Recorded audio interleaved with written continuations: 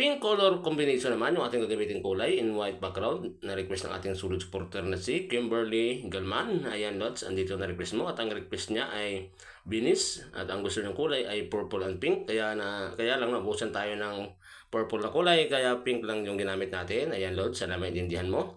At ayan, ginagawa na natin yung request mo. Sana makita mo ito. Sana panood mo at magustuhan mo. Tuloy mission mo na rin po para mas namin yung kapanood natin ginagawang video tulad itong request mo. At sa mga gusto mag-request, comment naman kayo sa baba at saka pa natin magawa lahat yan. At sa mga naka-request naman po ay paghihintay lamang at pag-ibangan dito sa ating lettering series at malay po ninyo sa inyo na yung ating susunod na gagawin. At hindi po imposible na magawa natin yan dahil tulad kung kay Kimberly ay ginagawa na natin sa kanya. Kaya abangan nyo lamang po at promise gagawin natin yan. Pagkatapos nating may lettering, kung ang request ng pangalan, gamit ang pink ay nagmix tayo ng light pink at yan yung ating napiling kulay para sa kanyang shadow shading. Ayan, Lods. Sana magustuhan mo ito. Nakikita na natin yung blending ng kulay na light pink and pink. Sana magustuhan mo itong kulay na ginamit natin.